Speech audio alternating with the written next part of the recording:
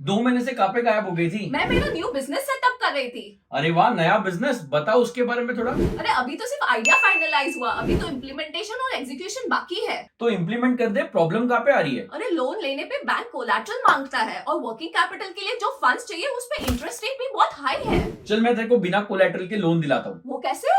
सबसे पहले तो मुझे तू ये बता कि तेरे बिजनेस का टर्नओवर और नेट प्लांट एंड मशीनरी कितने का होएगा? टर्नओवर तो एक्सपेक्टेड है 1-2 करोड़ रुपया और प्लांट एंड मशीनरी में इनिशियल इन्वेस्टमेंट मेरा 60-70 लाख का तो होएगा ही।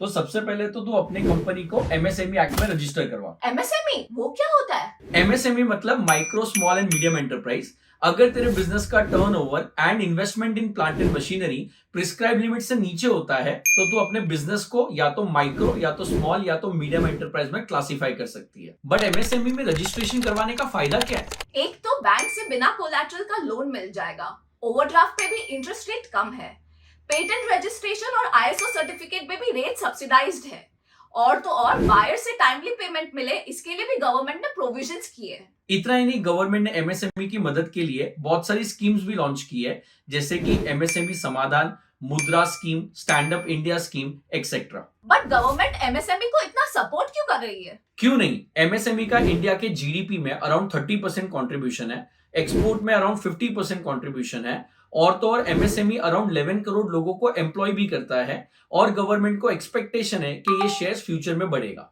और इसीलिए इनकम टैक्स लॉ में भी एमएसएमई को टाइमली पेमेंट मिले उसके लिए गवर्नमेंट ने प्रोविजंस अमेंड किए। As per the income tax provision, अगर आपने एमएसएमई के साथ कोई भी ट्रांजैक्शन किया है तो मेक श्योर करना कि उसका payment within the specified time हो जाए in order to claim the expense.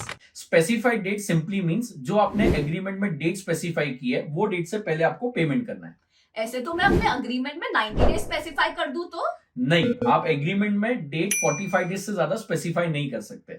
और अगर मैंने अग्रीमेंट में कुछ भी मेंशन नहीं किया तो आपको 15 डेज में पेमेंट करना पड़ेगा from the date of acceptance of goods. ऐसे तो अगर मैंने कोई भी एमएसएमई को पेमेंट विद इन 15 या 45 डेज नहीं किया तो मेरे तो सारे एक्सपेंसेस अलाउ हो जाएंगे।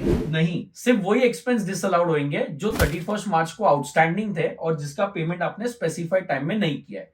बट ये एक्सपेंस भी परमानेंटली डिसअलाउड नहीं है। अगर आप फ्यूचर में पेमेंट कर दोगे तो आप उसका डिडक्शन ले सकते हो इन द ईयर जिसमें आपने पेमेंट किया है। हाउएवर डिलेड पेमेंट पे आपको एमएसएमई एक्ट में इंटरेस्ट एप्लीकेबल हो सकता है, जिसका आपको अंडर इनकम टैक्स कोई डिडक्शन भी नहीं मिलेगा। बट मुझे कैसे मालूम पड़ेगा कि सप्लायर माइक्रो और स्मॉल एंटरप्राइज है या नहीं है? सप्लायर को अपना एमएसएमई रजिस्ट्रेशन नंबर इधर बायर को इंटीमेट करना पड़ेगा या इनवॉइस में मेंशन करना पड़ेगा। ये MSME registration number buyer portal में जाके वेरीफाई भी कर सकता है। और अगर मुझे उसने नंबर इंटीमेट नहीं किया तो? Then disallowance under this section will not be applicable. तो तू एमएसएमई में रजिस्ट्रेशन लेके बिजनेस चालू कर दे, तेरा फर्स्ट कस्टमर मैं बन जाऊंगा। अरे वाह, लेकिन पेमेंट तो तुझे टाइम पे करना पड़ेगा।